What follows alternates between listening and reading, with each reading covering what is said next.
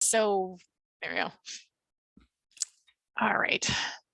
Okay, thanks Alex for starting the recording. I've had to change my screen resolution in order to do this presentation for SpatiaLite. It's making everything very large and not showing very much on my screen. So teamwork is good. All right, so welcome everyone to Maptime Davis. My name is Michele Tobias. I am the Geospatial Data Specialist at UC Davis Data Lab, and I am really glad that you all are here today because we are going to be doing a workshop on one of my favorite things, which is spatial databases. So a little bit about Maptime and Data Lab. So Maptime is literally just time for making maps, and Maptime Davis is our own special local version of that concept. So we tend to be a little bit more on the research tools side of things because we're sponsored by our, a university. So that kind of flavors what we do and what we focus on.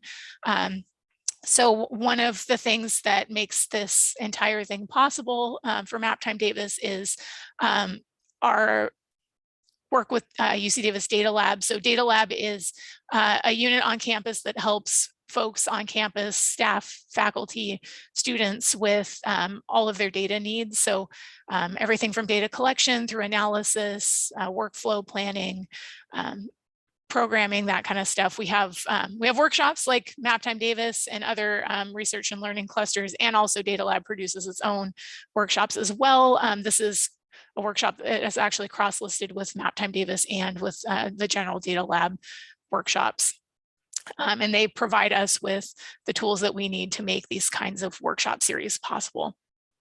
So come see us. We also do office hours on Wednesday afternoons, and we do workshops and all kinds of great stuff. So if you are in need of help with data in any way, let us know. We're happy to chat and help you get going. But so that's what Maptime Davis is and Data Lab. And now I think it's a good time to switch over to workshop materials. So I'm going to paste some links in the chat for you. One of them is going to be the workshop materials for today. One of them is going to be our upcoming Maptime Davis schedule. We've got some really good workshops coming up, including next week. We've got an Earth Engine workshop, which I'm really looking forward to. And then also just because like if you were here last week, I pasted links to the UC Davis mental health resources for staff and for students, just because I know there's a lot going on right now in the news and in people's lives and everything. So if you are in need of resources, those are a good place to get started if you are on campus. So again, the first link is the materials for today's workshop. I will be showing you those, but if you want to follow along with the materials, everything is written out for you. Let me see here. I'm going to grab those and I'm going to share my screen so you guys can see what I am talking about. All right, let me just clear some stuff out, move some things around, and we will get going. Okay.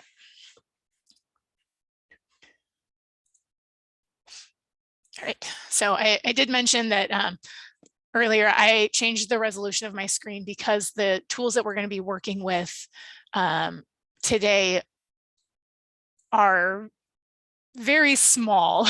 Like you'll see when you start it up on your computer probably that it is really like the font is small, the icons are small, depending on your screen resolution. Let me get to the top of this. So everything that I'm showing you today through the Zoom screen share is probably going to look a little bubbly and coarse, but let me know if you can't read stuff for any reason. All right, so again, the first link in the whole bunch of links I just shared with you in the chat is the link to our materials for today. It's a GitHub repository and the materials are in the main README. So if you just scroll down, there's a bunch of stuff at the top that you don't need to worry about. And if you just scroll down a little bit, you'll see that the materials are there with some text. So today's workshop is on Spatial SQL with SpatiaLite. Full disclosure, next time we run this, it's probably going to be with QGIS. The install for SpatiaLite is a little challenging on some of the platforms. And I think that now QGIS has some good tools, but if we have time at the end, I can show you how it works with QGIS, but everything you're going to learn today is totally applicable no matter what database tool you're using. So today's workshop, the plan is that we are going to be working with spatial data specifically using SQL, and we are going to use a graphical user interface to do that. So that's the goal of the workshop. That's what we're going to be doing today. And the things I want you to learn by the time we're finished today is I want you to be able to import data into a SpatiaLite database. You will be able to write queries and to be able to answer questions about your data. So you'll be able to look at your data and be able to ask it questions and get meaningful answers back. Also, I want you to be able to understand the difference between attribute queries and geometry queries. And also we will spend some time learning how to connect our spatial database to QGIS so we can visualize things and actually see in map format some of the queries that we've been running. So if those learning objectives at this point, you're like, I'm not really sure what that means, don't worry about it because it will make sense at the end, but that's the goals for today. There are some prereqs for this workshop. I do recommend folks have previous experience with SQL. We're going to run really quickly through the basics. So if you don't have these prereqs, don't worry, but you may find yourself needing to go back and fill in some learning gaps. And we've got some links to some previous previous data lab workshops that will be helpful too, and the materials are all online for those, and I think the videos will be going online in the next couple of weeks, but the written materials are great. So those are good places to start if you're just coming to the concept of databases and SQL in general. But again, if you don't have those prereqs and you're brand new to this, stick around, you will learn things, and it'll be helpful because you'll have a framework to go back and learn some things to fill in some gaps. And I'm happy to help. Come to drop-in hours, and I'm happy to talk with you more about the skills that you'll need to make this really work. So software today, we're going to be working with the SpatiaLite GUI, the graphical user interface for SpatiaLite. I'm assuming a lot of you guys on this call today are coming to us from the world of GIS. That may not be a great assumption, but that's kind of typically where we get folks from in the map time workshop. So we're going to use the graphical tool today because I think it can be a helpful way to transition for folks who are used to using graphical tools. But you can also use SpatiaLite through the command line if that's more your flavor of working with data, and if you're more of coming from a programming environment, that might be more comfortable. But I think the graphical tool is really nice and easy to use and helpful. We're also going to be using QGIS. So if you've got that, great. If not, don't worry about it. You can always just watch and install it later and play with it. Okay, so any questions before we get started about what the goals are today and software and things like that? So you can feel free to put a question in the chat if you have it, or if you feel like you are more comfortable just talking, that's fine too.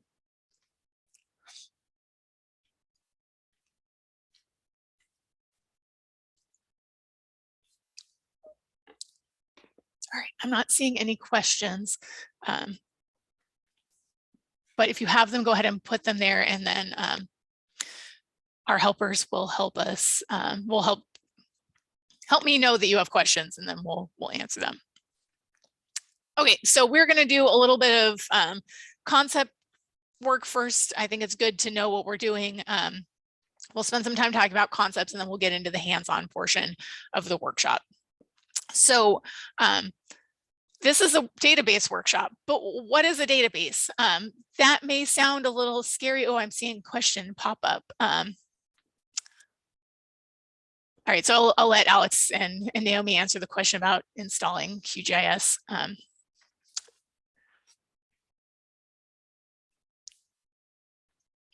right, so let's see, back on track. I got distracted. So what is a database? may sound scary. Like, I think the way that these things get presented in popular media is like something that is, completely like black box. We can't know what's in there. It's very technical. But a database is really just a collection of tables. Once I realized that, it was like, oh, this database thing isn't as scary as I thought it was. I was initially really kind of resistant to that idea. I was like, this seems way too complicated. I don't want to do this.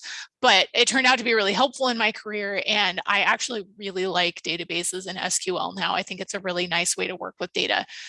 So database is really just a collection of related tables. And that's it. Like, the way you work with them, we'll show you how to do that with a database manager, but it's really not that complex. You probably already have this if you aren't working with a database already, but you have a bunch of tables. Maybe they're in Excel or some other spreadsheet program, and they're related to each other. You actually already have a database. You just don't have a manager that is intended to manage databases.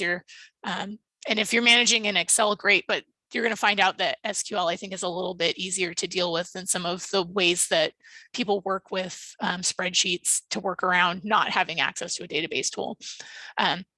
So generally, in the way that this works is you have tables and they have columns in them. And the columns, some of those columns in one table can be related to columns in the other table. And when those columns are related and they match up, we call that a key. So you'll hear the term key later on. You'll see the term primary key. That basically, that just means a column in your database that you can match up to a column in, or a column in one table that you can match up to a column in another table. So they mean the same thing, they're unique in some way, and you can match them up. So an example of a key that you probably have in your everyday life, if you're at UC Davis or at another university, is your student number, your student ID number, or your employee ID number. That is a key that gets used in databases across campus. So you're already a part of a database.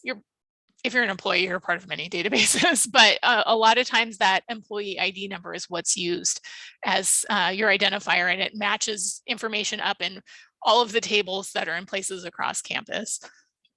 And just, I think it's helpful to know if you're a GIS person and you work with a GIS in any way, you've already pretty much used a database, and you just maybe didn't realize it. So like a shapefile is essentially just a fancy table. It's kind of a strange table because it comes with so many different files that you have to keep track of, but it's essentially a table. It has an attribute table, and then it has some other fanciness that makes it, show up in your GIS as a map, but it's just a table. And so when you have multiple shapefiles in a GIS, you've related tables to each other.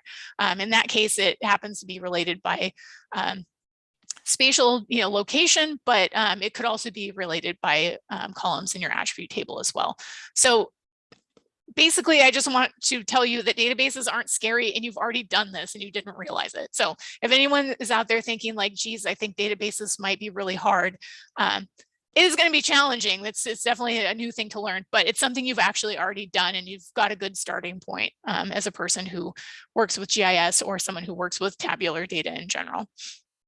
Okay, so today is all about spatial databases. What makes it a spatial database versus a regular database? The cool thing about this is normal databases, we just learned, are a set of related tables.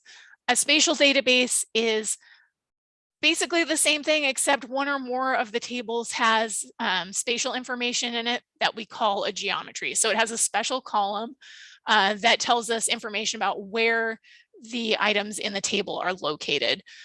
Typically, when we bring this kind of information into a database tool like SpatiaLite, like we're going to use today, that information is stored as a binary large object or a blob, which it makes me laugh every time. It's kind of funny that, oh, I have a blob in my database.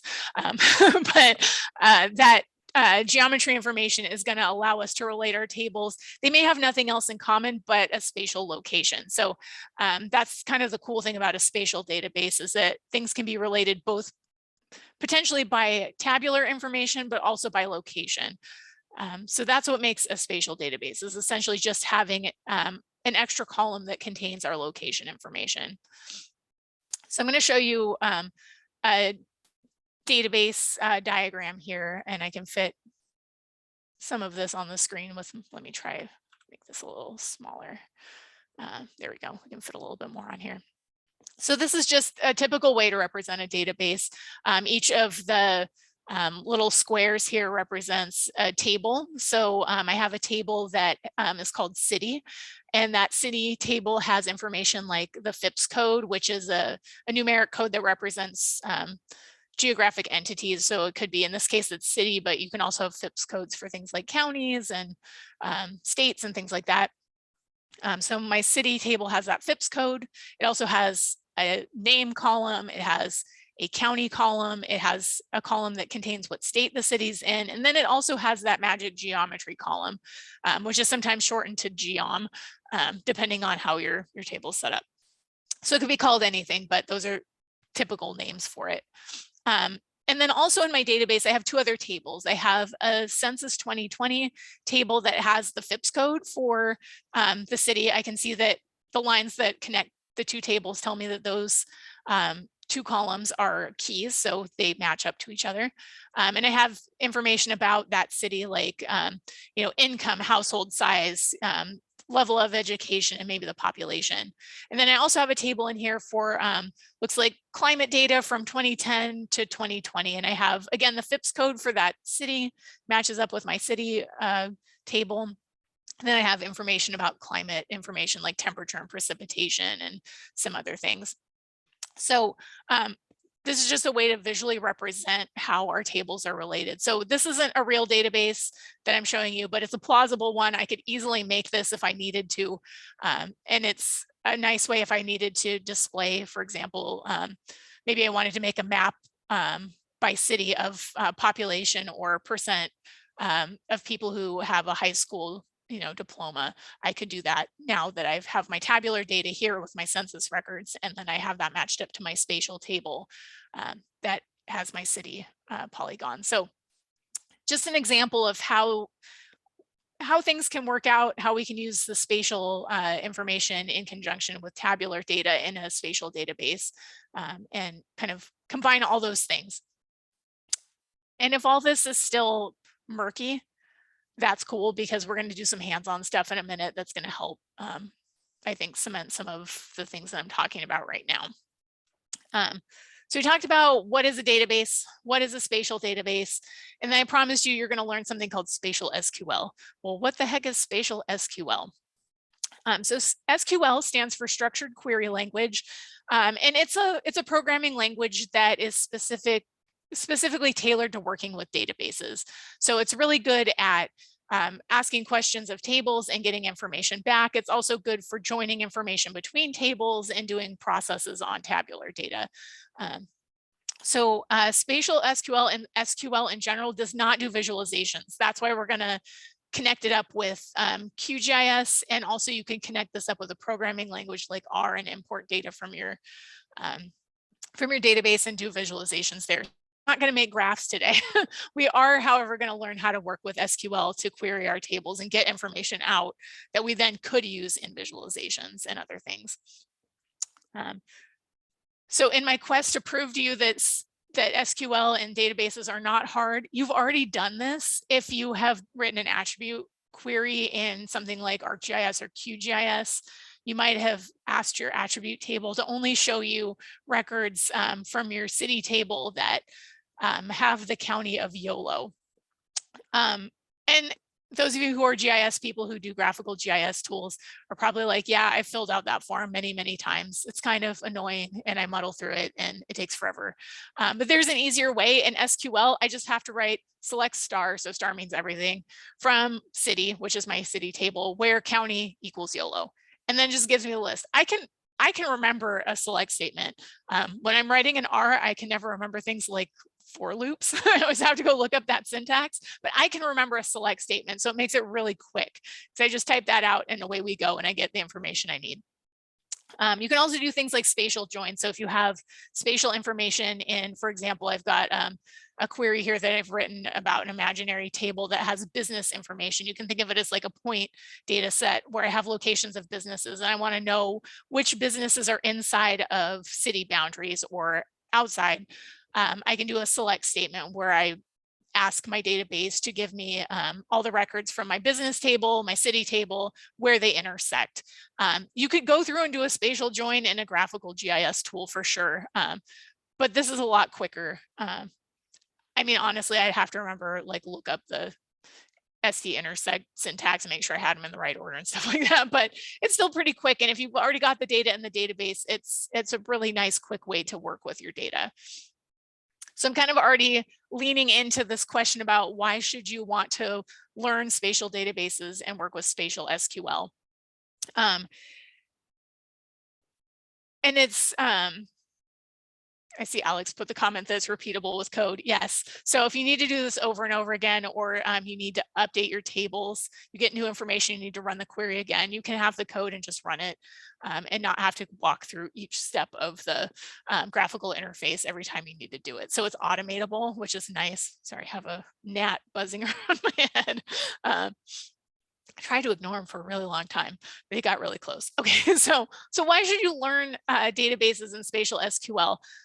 The nice thing about this is that it can handle so much data. So if you have a large data set, like I often am using spatial databases to do geocoding work. So I'm taking addresses and I'm turning them into point locations. I can do that with a large amount of data in a database and do it fairly quickly compared with a graphical tool. It also runs a lot faster than a desktop GIS does typically. So if I have a process that takes a long time in a graphical GIS tool, a database is optimized for doing this kind of work, and so it can go a lot quicker. So if I have a lot of data to process, I'm going to use the spatial database because that's going to be a lot quicker. I can store a lot of data. So Shapefile has a 70 million row limit, which sounds like a lot, but if you're doing a process on something over the entire US, or maybe it's a global process, you could easily exceed that, but a database doesn't care. It can handle it. It's not going to freak out. It's not going to cut your data off.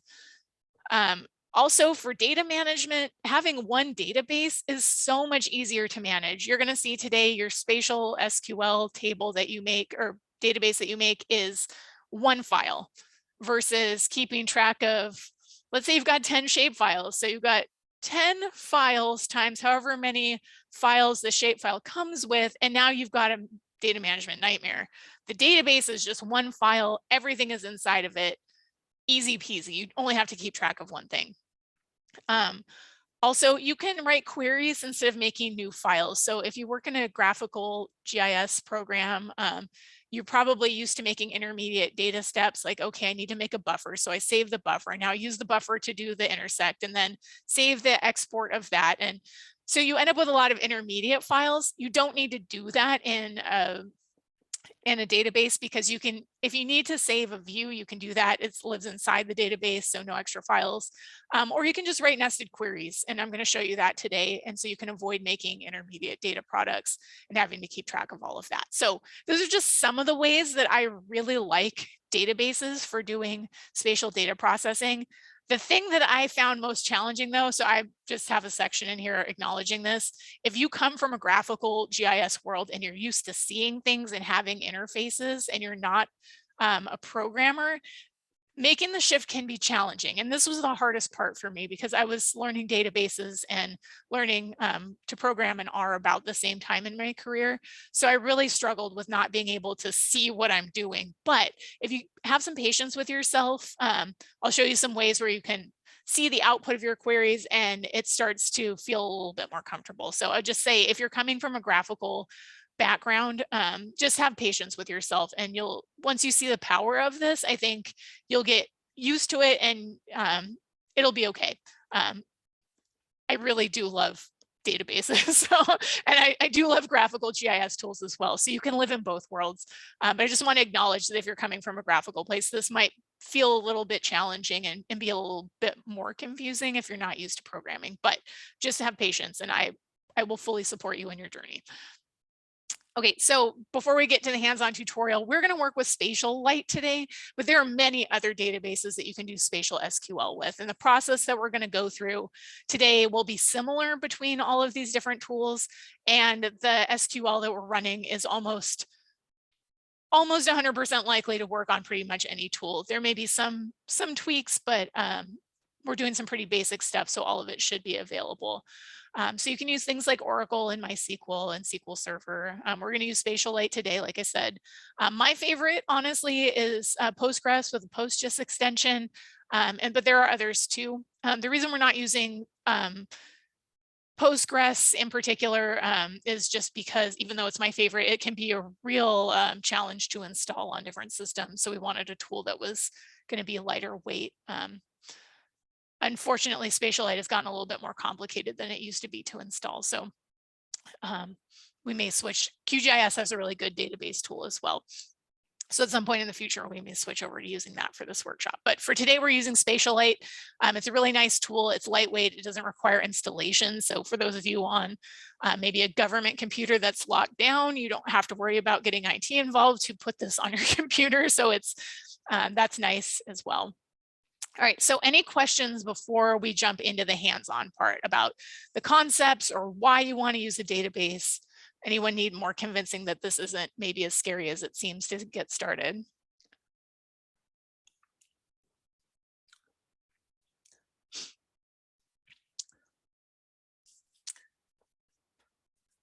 I'll give you a second to type things. I see Kevin has a comment that he has drank the database Kool-Aid. welcome to my world. All right, so people are saying they don't have questions. So if you have them, type them in the chat and the helpers will let me know if there's something I need to answer. And I'm happy to have questions. This is definitely one of those things where I can forget to tell you something that you'll want to know. All right, so I will jump in then to the hands-on part of this. So today we're going to be working with some data that is hydrology related. This is from the National Hydrography data set. It's clipped out of that data set. So if this looks familiar, that's why. You can download the data from a box folder that I've set up. So if I open this up and it can show you, it's probably, for most of you, it's probably going to have this big banner over the top that says you should log in. You don't need to log in. All you need to do is click this download button over here. And then when you start the download, it's going to give you another pop-up that says your download is in process. And then it's going to suggest again that you log in. You don't need to log in. You just need to wait and it will pop up. Like if you're on Windows, it'll have or on Chrome, you'll have a thing at the bottom that says that it's downloading. So I recommend that versus I gave you Shapefile today because it's the most common data type you'll see out there. So you can see that the data management on this is kind of challenging. Don't download these individually. Click the download button here. It'll give you a zip and then you can unzip that on your computer somewhere where you can find it. So yeah, I'll give you a second to download that. It's not a really big file, but it might take a little time if you're running Zoom at the same time, depending on your bandwidth. So I've downloaded mine to my workshop data folder where I put workshop data stuff. So I have my Spatial SQL.zip file that it downloaded and I unzipped it here. So I have a folder that has the data in it. It doesn't matter where you put this. It just matters that you can find it because we'll need to navigate to this data to get it loaded into our database. So put the data wherever you want it, but make sure you know where it is or download it to your downloads folder and move it to someplace or work with it in your downloads folder, whatever, but just make sure you know where you've put it. And then you're going to want to go find it. And then you're going to want to unzip it so that you have access to the files inside. SpatiaLite, I don't believe, can work with files that are inside of a zip folder, so you need to unzip it.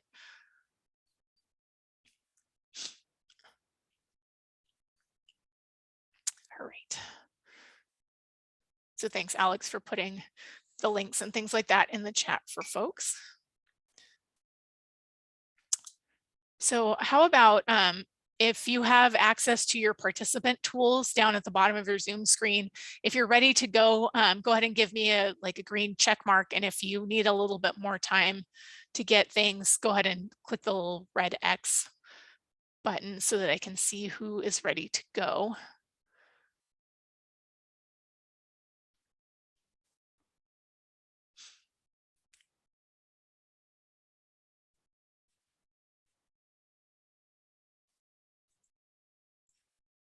There we go. Great. I'm seeing some green check marks. No, no one's telling me they need another minute. If you need another minute, click the little red X button and then we'll wait a second. But it looks like most people that are responding are ready. Also, the materials for this will stay online forever as far as I'm concerned. So don't worry if you fall behind or if you get to the point where you just need to watch, like it's too much to follow along. By all means, just watch. The materials will be there for you later. So don't stress about any of that. All right, so I'm not seeing anyone saying, hold on, wait a minute. So let's go ahead and jump in. So today's data is, again, it's from the National Hydrography data set. We have watershed boundaries for San Francisco, centroids of those watershed boundaries, and then some river lines or flow lines, if you will. So this is a visual representation of that data set, so you kind of get an idea of what you're looking at. I know as spatial people, a lot of us tend to be very visual, so we want to know what this looks like. So I give you a quick screenshot of the data set, and you can kind of see what that looks like in your head, because again, SpatiaLite is not really going to be a good tool for visualizing. So that's the data we're looking at. This is the point in the workshop where I need to switch away from showing you the materials, like the written materials. I'm going to pull that off onto my other screen. I will follow along with that. So if you want to have yours open on another screen or just have it available to check back with, I'm going to follow this workflow pretty closely, but I'm not going to show it to you because I'm going to show you SpatiaLite instead. So you'll see me typing, which I think is more valuable. So just FYI, that's what I'm going to be doing right now. And follow along on the written materials on your own if you want to see those. All right, so yeah, you can see my desktop. I cleaned it up a bit. I had a bunch of stuff on it and I was like, let's fix this. So I have my SpatiaLite in my SpatiaLite folder on my desktop because that was easier for me to find it today. For those of you with Windows, I sent you a note if you registered earlier in the week that we updated the download instructions. So really quickly, you're going to want to have a folder that my SpatiaLite folder here contains my graphical user interface tool. Alongside it, you're going to want to have your SpatiaLite tools. So they should be in folders next to each other for, it will work regardless. What it will break at the point of when we start doing the projection stuff. So if it breaks, then we just need to rearrange some of the folders. This is one of the challenges of having a program that doesn't install itself. It doesn't regulate how things get put. So I just discovered yesterday that it breaks if you don't have it set up this way. If you are on a Mac and you installed with Homebrew, you should be fine. And Linux folks, I trust you to know how to do all of this. So I'm going to go into my SpatiaLite folder and I'm going to click on my SpatiaLite GUI.exe. Yours will look really similar if you downloaded the tool that I put on the box link. That's in the install instructions because this comes off of my computer. One of the challenges with SpatiaLite is they stopped packaging the GUI for Windows. So that's some of the confusion that's been going on. So I'm just going to double click to start this. And for whatever reason, mine pops under everything. Yours may do the same. So if you can't see it, look underneath everything. I'm just going to maximize this so you can see like my whole screen. So this is SpatiaLite. If you're having trouble getting it started, go ahead and feel free to ask questions in the chat. I think Alex can help. He was helping me troubleshoot yesterday when we ran into some problems. So we've got some good helpers available for you. All right, so we've started our SpatiaLite program. Now this is like a database management tool. There are others that you can use and they all have kind of a similar workflow to them. So what we learned today is totally applicable in other places. There might just be a slightly different way of getting started. Once we get into the queries are the same because the language behind the tool is all the same. So if you're going to do this in QGIS or PostGIS, it's a slightly different workflow at the beginning, but I'm happy to help troubleshoot that if you're trying to do that at a later date. Okay, so we have our tool. It is running. We don't have any data in it yet though, so let's go ahead and make a database. And I apologize for the tiny, tiny icons up here. When I change my screen resolution, it does not change the icon size. However, if you're in the print materials, the website that we sent you with the written notes, the icons are there in a larger form, so you can see those a little bit more clearly. So I will just talk through what these icons look like, and hopefully that will help, but I apologize that these are teeny tiny because they are super small on my screen too. All right, so the first thing we need to do is connect to a database, and we're gonna make a new empty database. So the tool that I'm using is this one here. If I activate that, there we go. I have my pop-up. So if you hover over the tool, it will say creating a new empty database, and make sure that you're creating a new empty SQLite database and not a memory layer DB. The icons I think are a little bit similar, so just make sure that that's the one you're clicking. It's got a little blue wrench over a little white trash can looking thing. Okay, so what I want to do is I'm going to navigate to where I want to save my new database. So now that I've clicked on the tool to make it, I want to put it in my workshop data. So I'm going to do that. I'm going to put it in my SpatiaLite folder. You can put it anywhere you want. Again, just know where you put it. And I'm going to name it, let's see, I said we wanted to call it sfbay.sqlite. So that's the extension for a SQLite database. And then sfbay, make sure that it's all lowercase. It'll just make life easier. So I'm going to go ahead and click save. So it saves it in the folder that I want it in. And now you can see I've got more buttons available. There's less grayed out at the top. And then I've got things over here on the side panel. None of which is data yet. We will add data in a second, but we've just made an empty database.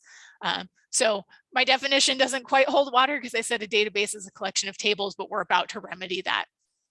All right, so we have our database tool running. We have a new empty database created and ready to hold data. Okay, so I'm just looking through my notes and making sure I didn't skip anything that was important. So the next thing we're going to do is we're going to load some data, because who cares about a database tool if it doesn't have data in it? So what I want to do, we have shapefiles today, and my Zoom controls that you guys can't see are coming down in front of my tool. So I'm going to, hopefully this will work if I sneak up on it. I want this tool, it looks like a globe that says load shapefile. Don't load a virtual shapefile, which is the button right next to it. That looks really similar. Make sure when you hover over it says load shapefile. So I'm clicking on load shapefile, and I'm going to navigate to my folder where I saved my workshop data. Mine is remembering where I put it because I was going through this yesterday. So it's like, hey, she wants to go to this file. So I went to where I saved my data, and the first file I want to load is my flow line. So this is the rivers data set. So I'm going to click on it, just the .shp. If you have all files loaded, it'll look more complex, but you can change that here, or you can leave it and just, you only need to point to the .shp file. It will find the rest of the files that it needs. Okay, so I've clicked on that one. I'm going to click open. And this should open up a dialog. Yours will be easier to read because I changed my screen resolution. It's kind of mashing some things and squishing them up, but yours will be easier to read. And I think, yeah, when I change my screen resolution back, it is better, but you won't be able to read it because the text is tiny. So trade-offs. Okay, so I want to first of all look at my table name, and again, I apologize, it's hard to read, but it's going to default to the name of the file, but I want it to be flow lines lowercase, so you can kind of read the top of the words there. And then the geometry column name is important, but it picked the right one, which is good.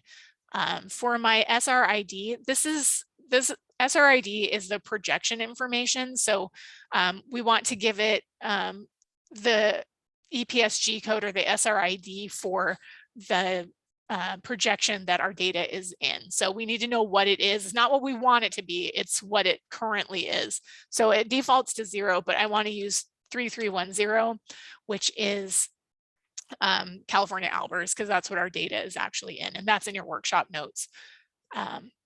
Other things that I want to look at, I want to load my dates as plain text strings, not Julian days, just because that will make more sense to my brain. I don't think we have any date data that we're going to work with, but pay attention to this if it matters to you when you load data.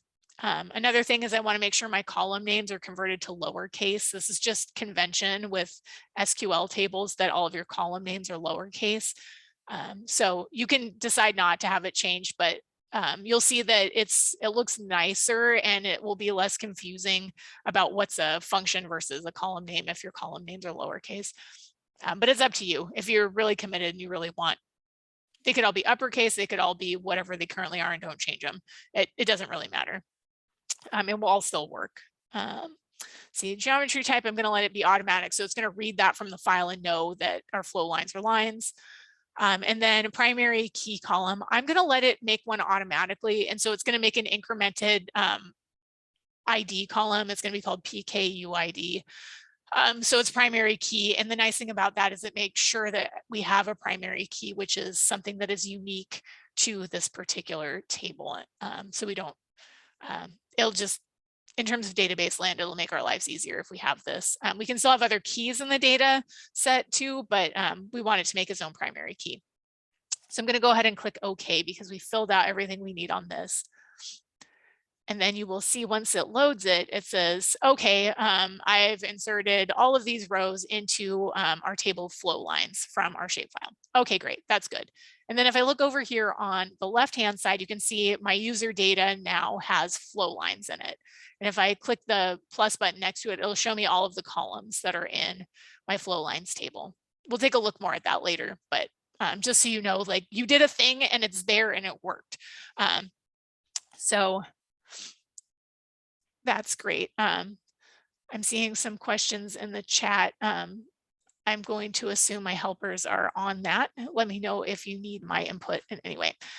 So now we're going to do this again. We're going to load 2 more data sets. Again, we're going to make sure that we load our shape files. So click the load shapefile button. I'm going to take my points data. I'm going to click open on that. And we're going to go through this again. Let's see. I'm just looking at my notes to make sure I name this the right thing. Okay, so I'm going to call my points data. I'm going to call this centroids.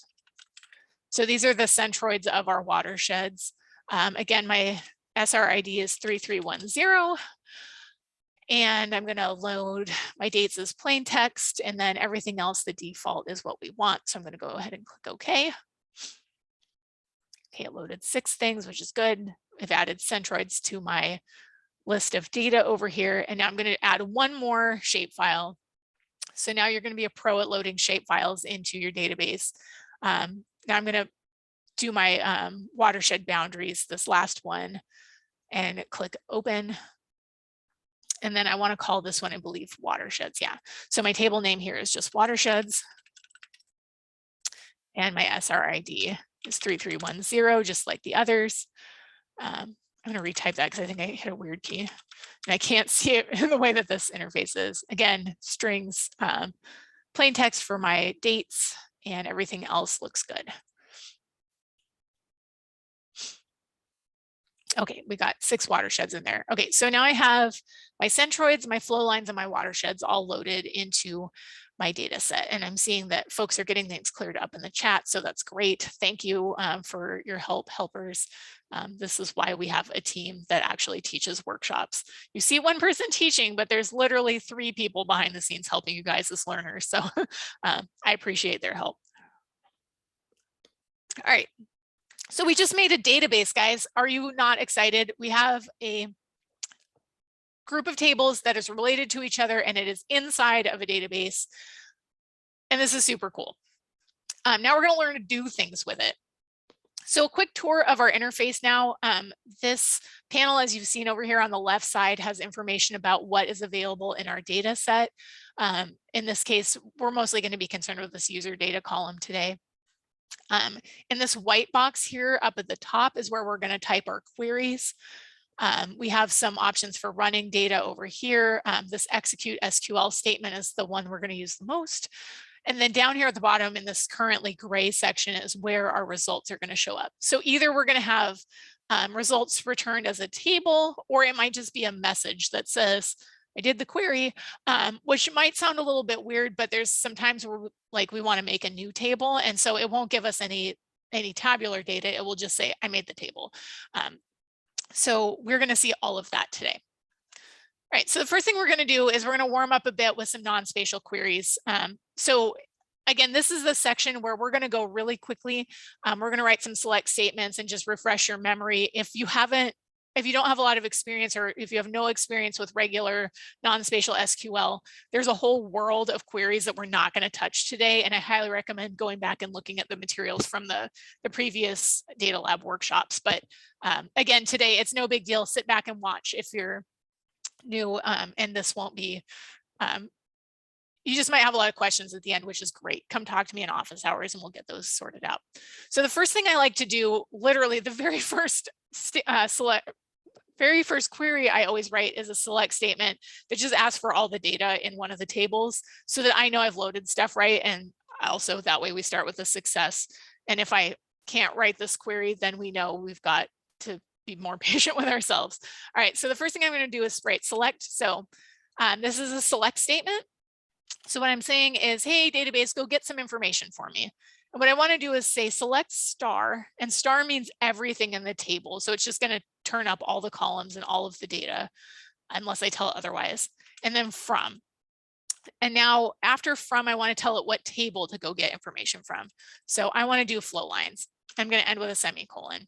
So select star, so select everything from my flow lines table. And then semicolon just tells it this is the end of the query, because I could potentially write a whole bunch of queries. And this way it knows to separate them and run this one, then the next one, then the next one.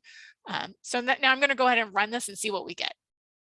Okay, so I got tabular information back, and it is pretty much exactly the same data that shows up in our flow lines table. So you can think of this as like the attribute table if you were working in a graphical GIS. The one thing that is different from your graphical GIS is this geometry column. And you can see it says blob, and then it's got some information about the geometry. Not anything we can actually comprehend as humans, but this means something to the computer, and there's things going on under the hood, but it's there. And that's what's important, that we know that it's there.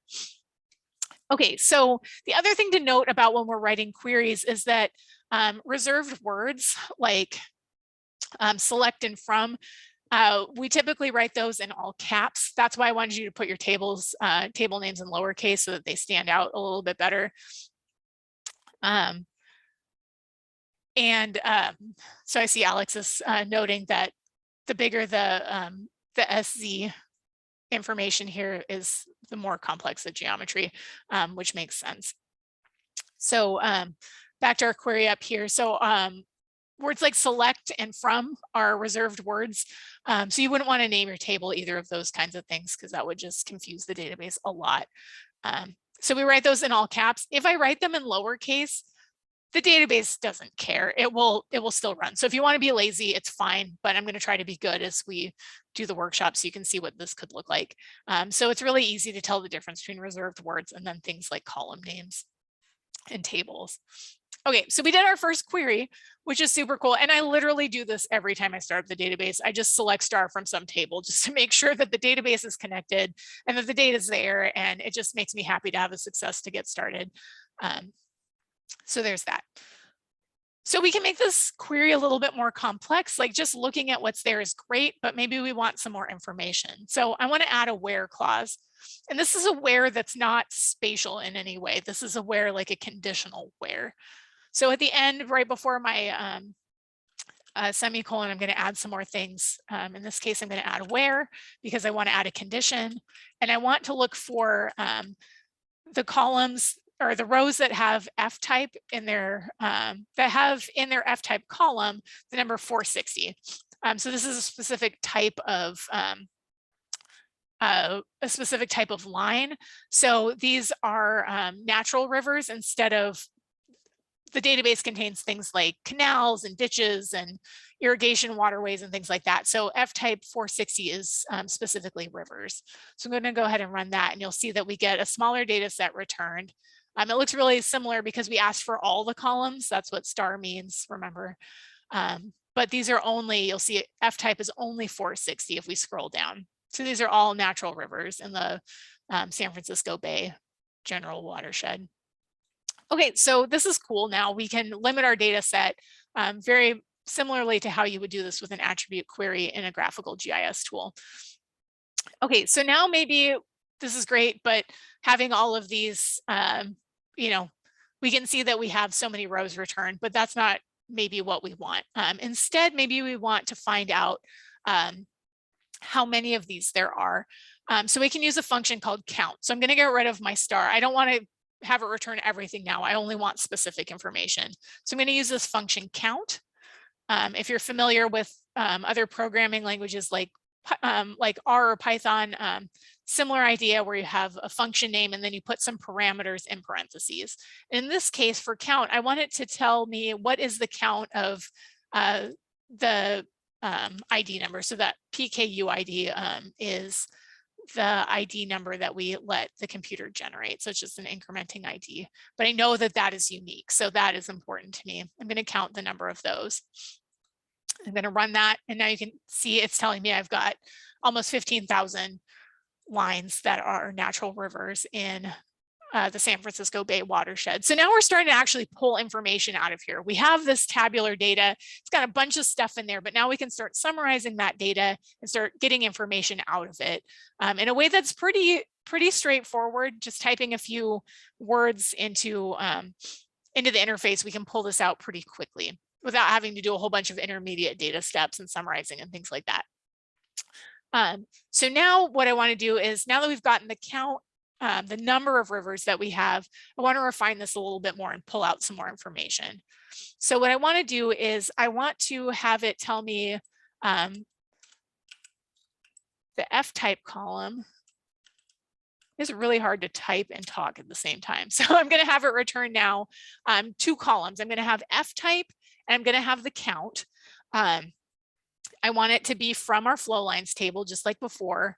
And instead of having this where statement, I'm going to do a group by, and that's going to let us summarize by one of the columns. So I'm going to, again, group by, that's all caps because it's reserved. And then I'm going to have it summarize, I'm going to group it by F type. Let's see what we get here. We got a typo because I spelled the column name wrong. There we go. So I've got, as expected, I have a column F type, which we asked for here. I've got a column of the count of the record number, which is here. So those are the 2 things we asked for. It's from flow lines and it's grouped by F type. So what I've ended up with is a count of the different types of rivers. The F type is the number that represents the different types of rivers. And then I have my count. So you can get an idea of how many of each type of flow line you have, or what type of, I hesitate to call them rivers because they could be things like streams or canals and things like that. So entity that conveys flowing water, I guess might be a good way to put it. But now I have the count. I can see how many there are of each type, which can be really handy also for data cleaning. If you're like, why do I have this weirdo record in here? How many of these are there? You can summarize it this way and find out like, oh, I've got 3 NAs. Why did that happen? So that can be really helpful to have that kind of data summary as well, just in practical terms, not just pulling out data. So there's just some examples of summarizing your data in a non-spatial way.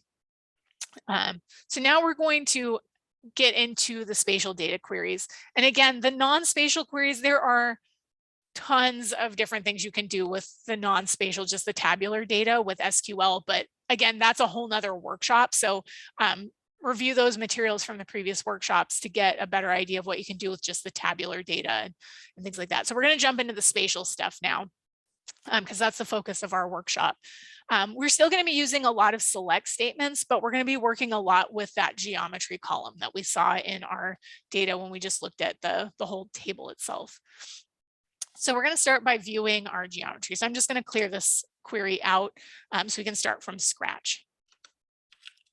So I'm going to start with a select statement. So I'm going to ask, again, I'm asking the database for information. So I'm going to say, hey, database, tell me some information about the geometry column. So I want to ask it, select geometry, and then again, from, and then my flow lines table again. So we're still looking at flow lines, but now we're going to take a look at this geometry column.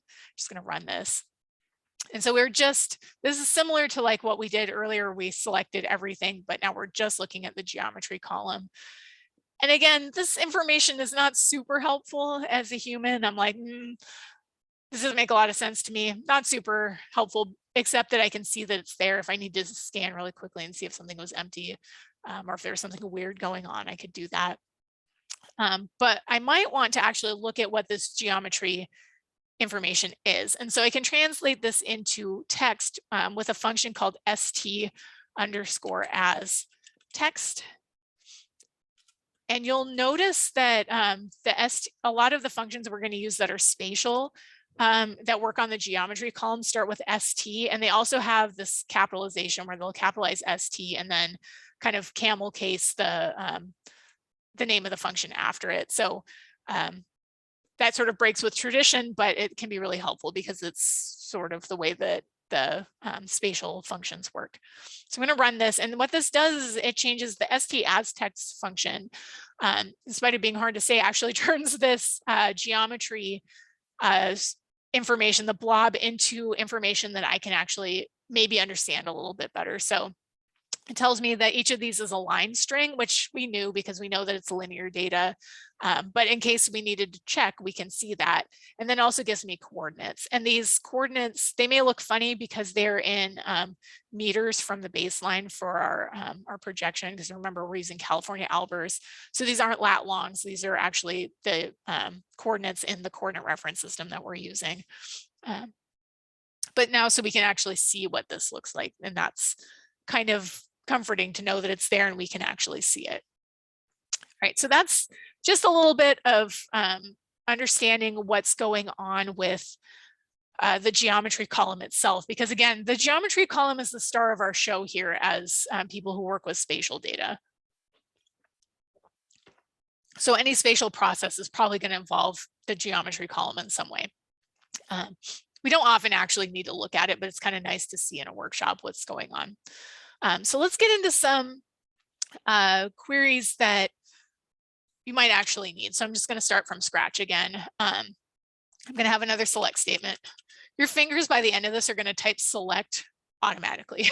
You're just going to see a blank field and be like, I'm typing select there. So what I want to do is I'm going to select the PK UID column, so that ID column that we made. And then I want to also have it tell me a function. So I want to use st_length, which is going to give me the length of what I pass to it. In this case, again, geometry. So I'm going to get the length of the geometry column, and then I want to tell it, I want to get that from flow lines. So we're looking at our river data again. So what I get, I have my ID column here. So, and then I have the length of that row. You can think of it as an individual line. So we've generated the length. And what are the units? It doesn't tell me the units. The units are the units from your projection. So in this case, again, we're using California Albers, so the units are meters. So our units here for the length are, for example, the first one is 52.7 meters long. So that's important. You need to know that. This is a good time to keep keep your metadata alongside of your database to know what your units are, what your coordinate system is, and all of that. It's not like there's no data management with a database. It just gets a little bit easier.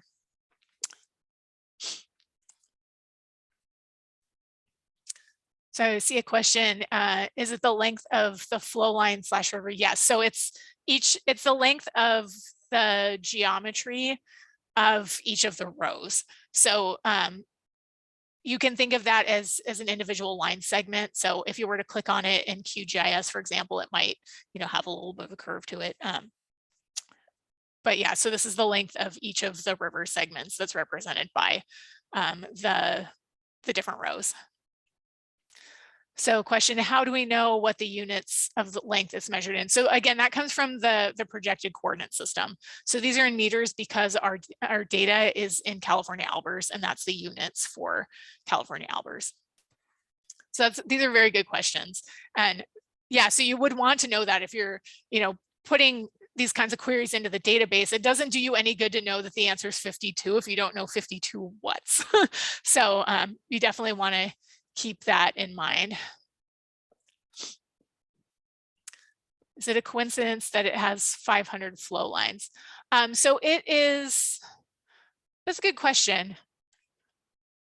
I did not limit it to 500. So if that's how many records there are, that's just how many it happened to be. So, but that is a good question. Sometimes having a round number is a good indication that you did something wrong and something got truncated. It could also be that it's showing the current block of 500 because that's what it defaults to. And there's probably more data in the data set itself. So that's what my guess is, that it's actually just the interface is just showing the first 500 records. But yeah, that's a good question to ask, because again, sometimes having those round numbers in your data set means something got cut off. Oh yeah, Naomi's mentioning that you can use these buttons down at the bottom to page over to the next block if you needed to see that. I would recommend, if you're having to page through a bunch of those, you'll probably want to write a better query to find what you're looking for.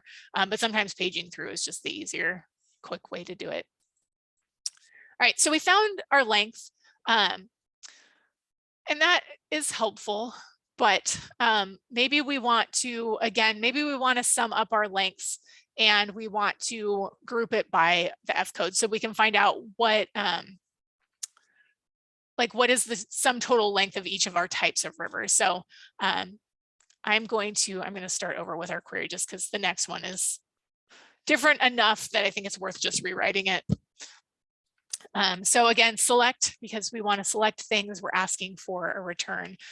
So we want to, in this case, I want to do F code. So I want to know what the river code number is. And then I'm going to nest some functions now. So I don't need to like output stuff and then take that output and put it into the next thing and have another output. We're just going to nest some functions and have it do it all at once. So what I want is I want the sum of the thing that I'm going to ask it for. So I like to put my parentheses there, open and closed, so I don't lose track of how many open and how many closed. I still will anyway, probably, but this is my attempt to try to keep it organized. So inside of my sum function, I'm going to pass it some information. So we know at the heart of this, we're going to be using the geometry. So we'll keep that in mind. But what I want to do is I want to sum up the lengths of my river. So I'm going to use StLength like we just did. And again, open and close parentheses so that I don't lose track of those. And then what I want the length of, I want the length of our geometry. So you can see that I'm going to have the F code for my output. So I'm going to have my list of different watershed or different river types. And then I'm going to have the sum of the length of my geometries. But sum needs a group by, well, we also have to tell it what table we want. So we want to get this from our flow lines table, so from our rivers. In order for sum to work in the way we want it to, we need to have a group by statement. So group by, and in this case, we want to group by F code. So what that's going to do is make a column that has unique F codes and then tell us the length of that summed up. So what do we get? We got F code down the side here, and then we got the length of the summed up length of our geometries. So we can say like, oh, whatever 33400 is, we've got this many meters of length of that summed up. So if you're looking for like the most common type of river in San Francisco watershed, you could find it out this way. So that's really handy. Again, we're doing all these processes on that geometry column. That's the really important part of the spatial data tables. Okay, so we've done enough with the flow lines for now. Let's switch over to our watersheds and ask it some other spatial type questions. So in this case, I want to start out, again, I'm going to just do select star from and then watersheds, because again, I like to start being successful. And I know this should work. And if it doesn't work, we've got bigger problems and nothing else is going to work beyond this. So I've got my watersheds. You can see there's only 6 of them here. So these are polygons.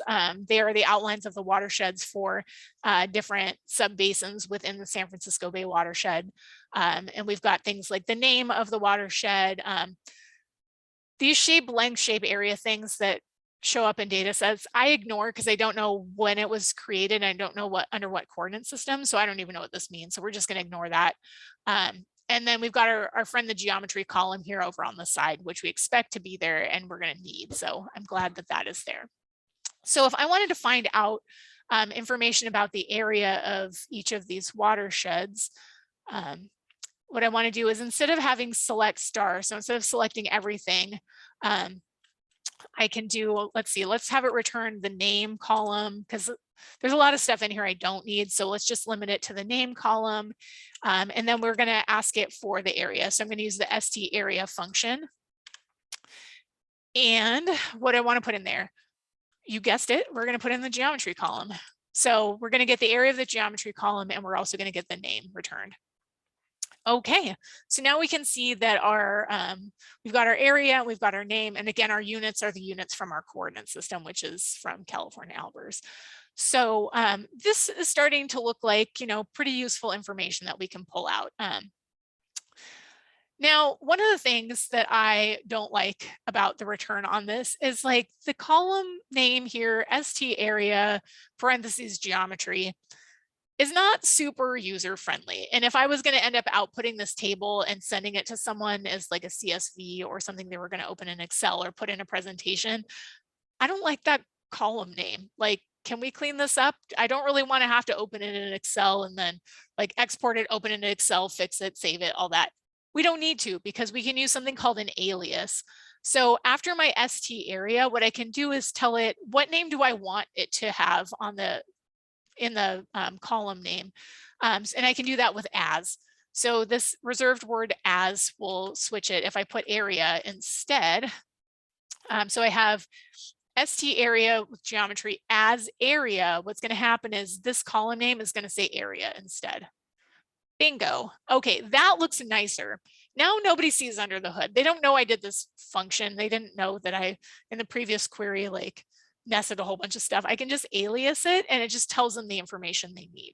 So again, if I was going to export this out to a table that I'm going to share with somebody else, like this is the output I need from this query and it's going to get used in some way. This is nice and clean. And also if I needed to change like the name, for example, if I wanted to do as name because I want it capital and I could make area capital A because that fits my needs better, I can do that. So I can kind of clean this up and make it ready for the grand stage and the way that I need it. So you're not just stuck with ugly database output. You can actually tailor this to what you need it to be, which may seem like a simple thing, but in the long run, it's going to help with communication of your results. So I think this is, while it's simple, it's really powerful. Okay, any questions from there? I see there's some things going on in the chat, but helpers, is there anything that you think I should talk about? All right. Alex is asking if I want to show how to convert units. I think we're going to actually do that later on. I'm going to scan through. We've got some more complex things.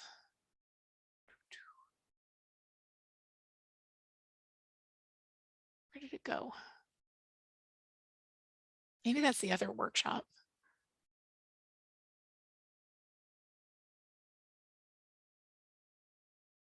Sorry, I'm just scanning through. I could have swore it was in here. If we find it later, we'll do it again. But yeah, so if we wanted to, we can actually do math. Like, so for our area, for example, this is in meters, but if we want it to be in kilometers, we want to convert it, divide by 1,000. And then square units. Square so units, 10,000, 100,000. 1 with 6 zeros. That's 4, 5, 6. Yes. Yeah. There we go. So yeah, so we can convert in that case. I swear this is in here somewhere, but maybe it's not. It might be in the. Yeah, it's in the buffer at the end. Okay, so we'll do that again. But so yeah, you can do math here, which is super helpful. And then if we didn't have this as area here, for example, I'll take this out, we'll rerun it. You're gonna have this horrible looking column name. So that's why the like aliasing is super helpful. And again, if I don't capitalize my keywords, it doesn't really matter. So yeah, this is seemingly stupidly simple, but it's like really helpful in the long run.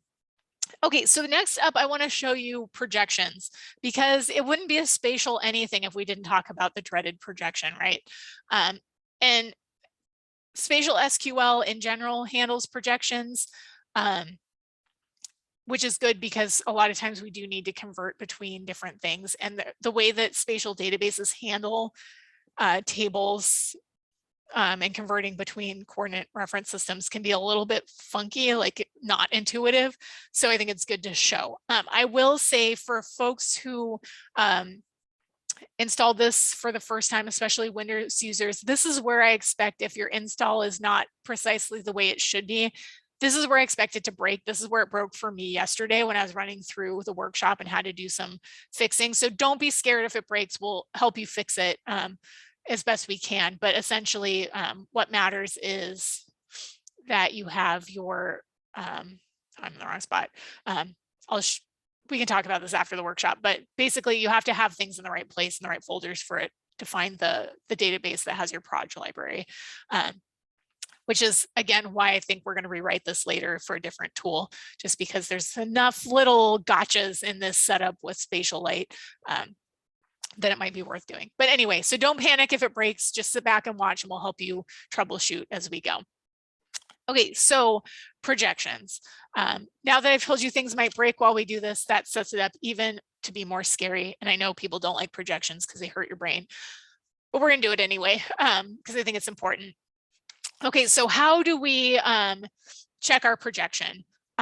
We want to, this is where things get weird because like normally if you were doing like a graphical GIS program, or if you were doing this in R or something like that, there's ways to get to viewing the information that is fairly intuitive. In R, you just print your data set to the screen, it'll give you the information, or you can do STCRS, which by the way, STCRS is a part of the same underlying tools that we're using today if you work in R. Or in a graphical GIS, you can look at the properties and it will tell you things about the coordinate reference system. Here we need to look at some information in some of the underlying tables that the database makes to help us keep track of things. So this is one of those things that I just Google every time I need to do it or come back to the workshop materials to remind myself. But we're going to be doing a select statement. So we're going to select everything from our geometry columns table. And I'm going to put this on a new line. You can break these queries up if you want, which is why we end it with a semicolon. So it's just easier to read. So I've got a where statement, where underscore F table name. So that's a column in the geometry columns table is equal to flow lines. So what we're doing is we're looking in our geometry columns table, which is the table that the database made itself when we imported our data. And we are looking at the column that has F table, or F table name. And we are going to look at the one that says flow lines. And we're getting everything. So you'll see what the column names are in the whole table. So this geometry columns table has the table name. It tells us what the name of the geometry column is. So if for some reason you forgot it and you didn't realize you could see it here on the side, you could see what it's registered as. The geometry type tells us that it's a line because it has a 2 here. It has 2 dimensions, so it's just X and Y. There's no elevation information. The SRID here is registered as 3310. So if you forgot to set that, that would show up here and you'd be like, oh, that's why something isn't working because I forgot to tell it the right SRID, or if that's wrong for some reason, like you mistyped it when you brought in the table and then it's not currently spatially indexed. So that's fine. But this is how we find out information about what our database thinks it knows about our tables. And this can, again, like if we forgot to put in the SRID, for example, could be wrong and we would need to fix it. So if we needed to set the projection, like we discovered this was wrong, I'll show you what the query looks like. I won't run it because ours is set correctly, but this way you'll see it. Waiting for the Zoom controls to get out of the way. So in this case, we're going to do a different kind of query. This one is an update. And you want to be a little careful with update queries because this changes your tables. So that's why I'm not going to run this one. And if you did run it, it would be fine because it's the same information. So I'm going to update my flow lines table. And I want to set geometry equal to, again, we're going to use a function. So set SRID. So that's that projection number I'm going to use the geometry column because set SRID takes two functions. It needs to know what the name of the geometry column is, and then what the projection SRID number or EPSG code is that you want to use. So if I run this, it's going to update this table that we just got back, and it's going to set this SRID number to 3310, which it already is set that way. So running this won't change a single thing. So if we run it, oh, we have to actually put the right table name, set flow lines equal to. Okay, so it runs it and says, there's nothing to tell you, but it's not an error. Okay, great. That's what happens when you run another command. Instead of select, when we do things like update, then it will give us that kind of message back. But again, we didn't actually change anything because it was already set to 3310. This is not how you change the projection though. This is how you define your projection correctly. So if you needed to change it because you forgot to put it in or you mistyped it or something like that and you realize I need to fix it, this is how you tell the computer what the real SRID is. Now, if we want to reproject, if we want to change the projection of our data, that's another story. So the way we're going to do that is there is a function called ST_transform, but I'm going to show you the way that I normally approach this, because what I like to do is I like to write a query that works first, that's just a select statement, before I create a new table. So we're going to do this in kind of 3 steps to make things easy and make sure that we're doing what we think we're doing. I have a lot of these sort of workflow processes to make sure I'm doing things correct. So I'm kind of sharing them with you and you'll see why, I think, once we get through this. So I'm going to start with a select statement. Again, select doesn't change anything. It just gives us information back and nothing's permanent. So I want to get the PKU ID, which is that primary key, the incrementing ID number that we had it make when we imported our data.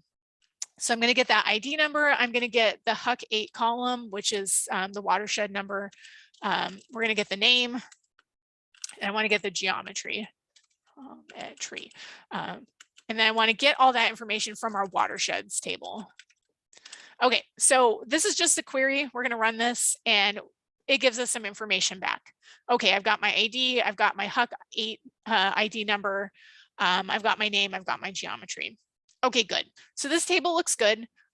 It's got all the information that I want in it because I'm going to later make a new table, but I want to make sure that I'm giving the new table the information I want. So this is a little bit pared down from the original watersheds table, and it's looking like everything I need. However, I want to change the projection of this new table. So I want to make a new table, but I want it to be in a completely different coordinate reference system. The way we're going to do this is, you may have guessed, we're going to do an operation on the geometry column, which is why I pulled it out in our select statement.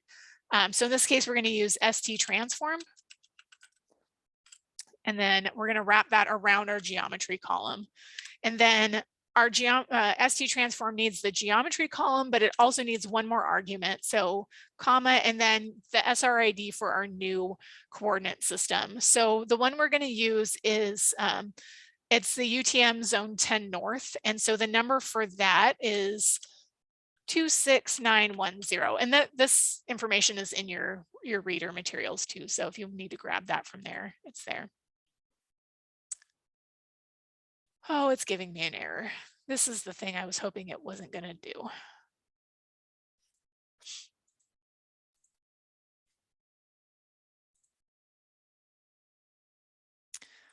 I thought we had solved this. So this is what I expect to happen when things aren't going the way that they should.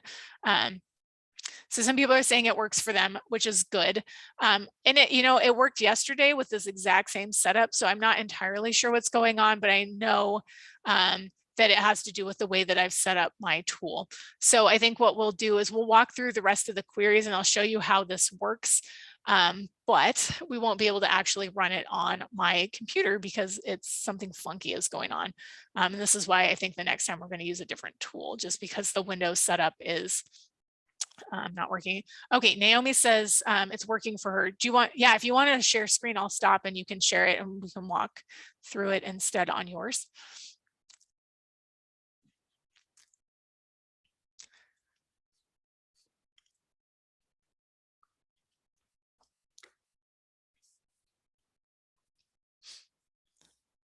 So this is great teamwork. This is how we get workshops done when things go a little bit awry. All right. Yeah, so there is a database, and Naomi was able to run that query. It's super tiny, but that's okay because you've got the materials that have the written queries in it, so you can see that there if you need to view that. Okay, so we've got, you can see that it returned the crazy column name at the top there. So we've got ST transform. I see Alex is saying that the error is likely only on Windows. Yes, this is a Windows problem for sure. The thing that I just showed you happened on my computer. And again, I had it solved yesterday and I'm not sure why it's breaking today. Excuse me, Michelle. Yeah. I have one monitor and I've got, so if you can either type what you want into the chat or otherwise tell me what to type because I don't have the reader up. Yeah, no worries. We will get through this part. So I'll go ahead and paste the I'll paste the links in the chat to you and then you'll have them. Actually, let me paste it to everyone because that way you guys can see it even though on the screen it's a little bit small. So the next query that we're going to run here, now that we've seen that we've got our table working the way we want it to, the next query we're going to run is a create table query. So we're going to take basically the select statement that we've made and we're going to add on to the front of it a create table statement. So it's going to say create table and we're going to give it a name. So the new table is going to be called Watersheds UTM 10 North, and then as, and that as now is going to take a select statement, which is the select statement we just wrote. So our new table is going to look just like the query results, but now it's going to be an actual formal table with the geometry in the new coordinate system. So if you go ahead and run that, Naomi, you'll see that it should return an empty set, but it says this is not an error. So you're going to have, eventually you'll have a column in your table over there on the side bar, and you'll see that it's not spatial. Why does it not have the same icon? So this is just tabular data, and we've got to do a couple of things to fix it. So let's see, we are going to do a new select statement that's going to update our table that kind of lives under the hood, one of the tables that the database made for us. So we're going to do a process called recovering the geometry, which essentially registers our geometry column in that table that knows what all the geometries are. So we're going to do a select recover geometry column function on our watershed, our new watershed table. We have to give it the geometry column name, which is geometry, the SRID. It's a multi-polygon, and then it's X and Y. And then that will tell it what information it should put in that table. So if we run that, it should give a response 1. It did it. Yeah, and to refresh, you can right click on the on your table and just click the refresh button from the table that pops up. And so once we've run that query to recover the geometry, you'll now see that it looks like the other ones and it has the geometry information that it should have. So now it knows that it's a spatial table. That's one of the things that gave me the most trouble when I first started working with spatial databases is I made the spatial table, but it wasn't recognizing it as being spatial. So you have to do that recover geometry process in order to make it spatial. And that's across the board for all the spatial database programs. And the last thing we want to do now that we did this big making new tables thing is we want to run the vacuum command. So just in all caps, vacuum with a semicolon at the end, which sounds really weird that you're vacuuming your database, but it's a process that kind of cleans up any extra like gobbledygook that got in there as we made some new things. This just makes things run faster. And I know that sounds totally weird, but it helps. So anytime you run a process, like you're making a new table or you're deleting tables and things like that, you just run vacuum. So it kind of cleans things up and you can think of it as taking out the trash. Okay, so this is great. We have now worked with projections and you've seen sort of the hardest part of this is making a new table and then making it spatial. Now let's see, I think, I'm going to run the next query in my SpatiaLite and see if we're back on track because this won't need the proj library, but let me just check real quick. So you won't see me doing this because Naomi's screen sharing, but I'm just going to run this and see if I break things. Okay, so it looks like mine is working now. It's only the problem was with the things that required the proj library. So Naomi, if you want me to take back over screen sharing, that might make your life easier. All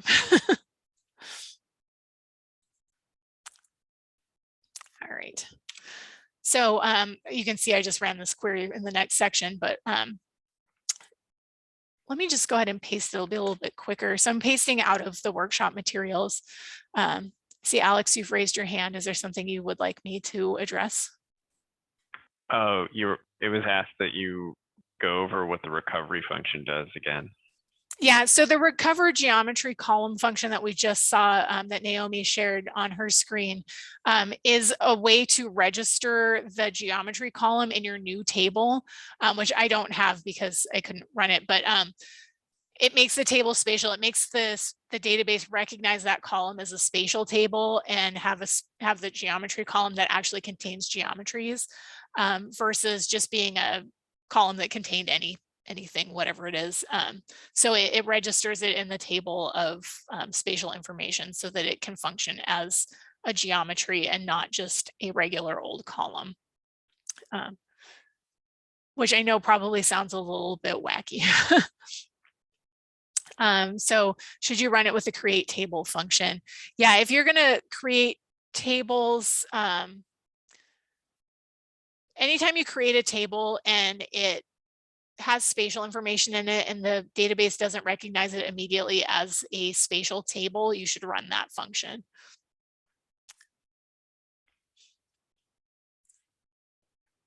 Yeah, and I know that that's one of those things that's just different about databases because you would not need to do that for a QGIS or ArcGIS process.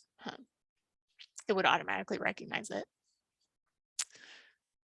All right, so these are great questions. And I appreciate you guys sticking with us with some of the challenges of presenting a workshop with tools that are not behaving the way we expect them to.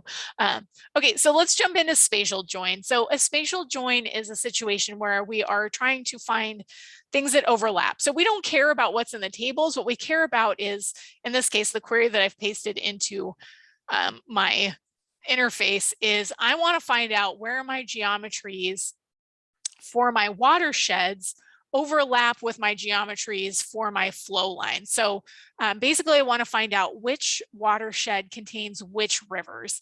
And in this case, so I've got a select statement here. I've selected flow lines dot star. So what this says is from my flow lines table, select everything. So all of the columns, add a column for my watersheds table that's called name. So getting the name column out of the watersheds table. And then, and I'm going to call it, again, we've got that alias here. So my watersheds.name is just going to be called watershed name. And then from, in this case, because I'm dealing with two tables, my from section has two tables in it. So flow lines and watersheds.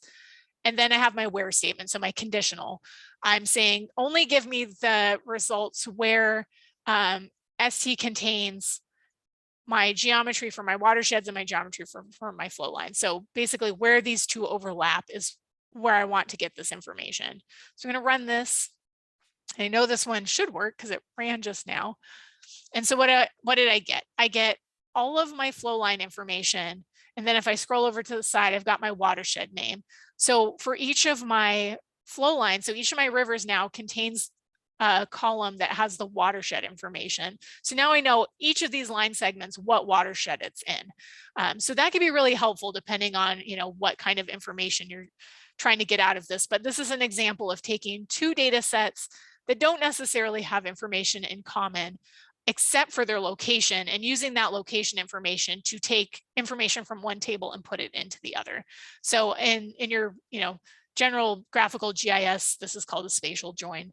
And it's a way that you can do this with your spatial database as well. So this can be really powerful. And again, we're not making intermediate data products here. This is just a query. I'm not having to save this out if I don't need it. And that's really nice.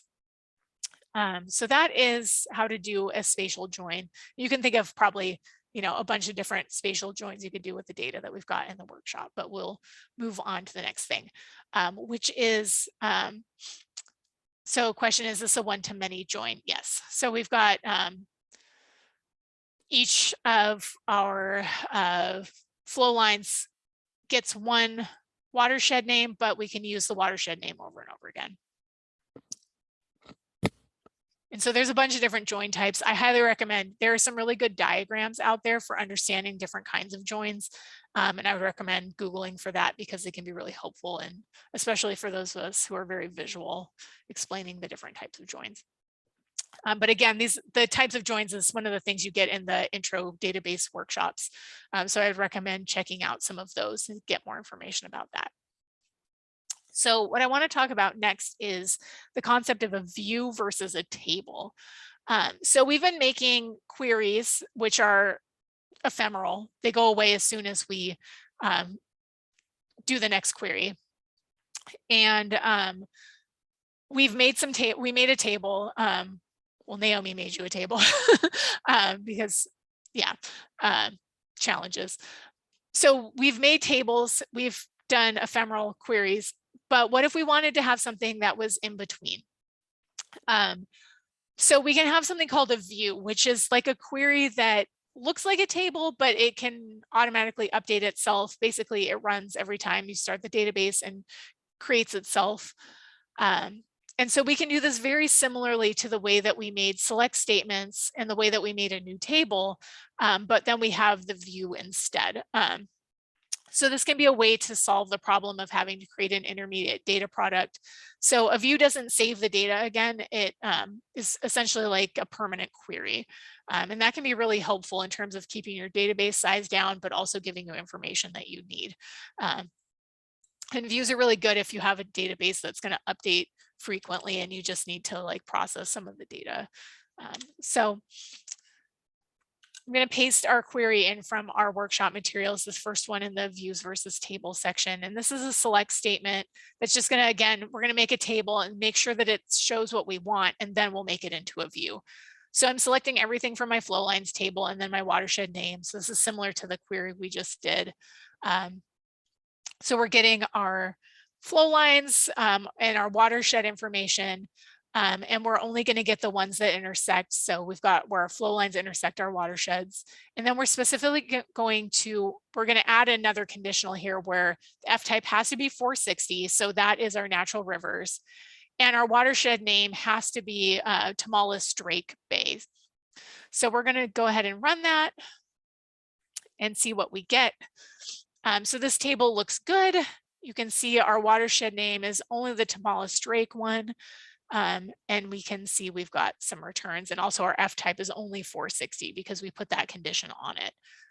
Okay, so we've only got rivers that intersect our watersheds. We've only got F type 460, so natural rivers, and only watersheds in the Tamales Drake watershed. So if we like this table and we want to create a view, all we have to do is add one thing at the very top of the query. So right above select, I'm going to put my cursor in and add a line and add this create view. And I'm going to call my new view, which is like a table, rivers _ Tamales. So that tells me what's in the Tamales Bay watershed. And when I run this, it's going to make a view, which again is similar to a table. And then you can see it told me it's not an error, but I didn't have anything to tell you. I've got an empty set, which is fine. And then if we refresh over here, I'm going to right click and click refresh. You can see we've got our rivers Tamales table here that we just made, but it's not a table, it's a view. So we're not restoring our data. We're not repeating the data in the database. It's just a view. And again, we have to run our query that we run to make sure that it recognizes it as a spatial table. I see we're having problems in the chat with quotes. Yeah, the quotes, especially if you're on a Mac, Macs use different quotes. So you may want to, like Alex said, you might want to paste it into a notepad type situation. Like I use Notepad++ or Atom or something like that. That'll strip out any weirdness and then just give you the characters. All right, so what we want to do next is this big honking query. What this is going to do is, somebody says they do like Adam. Yeah, it's an interesting program. So you might try that if the quotes are giving you problems copying out of the workshop reader, or you can hand type them and that might work. So what does this query do? So the first part here is insert into views geometry columns. This is a table, again, a table that's under the hood that the database made in order to keep track of what is a spatial table and what's not. So we're going to put some information into that table. And this is the information that we're putting into it. So you can think of it as we're kind of prepping it. We're saying these are the columns that we want to look at in the table. And these are the values that we're going to put in. So in this case, we're just going to register. We're adding a line to this views geometry columns table that's inside of our database and telling it to put this information in it. So the table name, the geometry column name, what's the ID, what is the name of, let's see. So table name, geometry column, and then if it's read only. So I'm going to go ahead and run this and we should get an empty set. It's not an error. It ran and did what it's supposed to do. And again, this is one of those kind of gotcha moments where you can make it a view, but it's not spatial until we do this process. So I'm going to refresh it. And now you'll see that our view here has a slightly different icon, but it has that little globe on it. So that tells us that it knows that it's spatial now. So it can run things on the geometry column. And then if we want to see what our table looks like, we just do a select everything, select star from Rivers, Tobias, semicolon. Run that, and then it'll show us what our table looks like, which we already knew what it looked like because we wrote the thing, but sometimes it's nice to just check and make sure that it's there. Okay, so we've made a whole bunch of queries. We have made a view. We worked with projection information with help from Naomi showing us how that worked. So now you might be wondering, like, how do I see this? Like, maybe I want to actually use this data that I'm making in a GIS to make a map. Like, if SpatiaLite doesn't do visualizations, how do I visualize my very visual data? So the answer is there are many options, but one of the things I like is that QGIS connects really easily with spatial SQL tables. So what I'm going to do is I'm going to start up QGIS and actually have it ready to go just because I know when I'm running Zoom and QGIS together, it's hard to get one started. So if you start up your QGIS on your computer and you're a new user, it might look something like this. If you've used it before, you'll see past projects, but I'm just going to go ahead and click the button to start a new project, or you can get to it from the project menu. So I've got a nice blank QGIS project.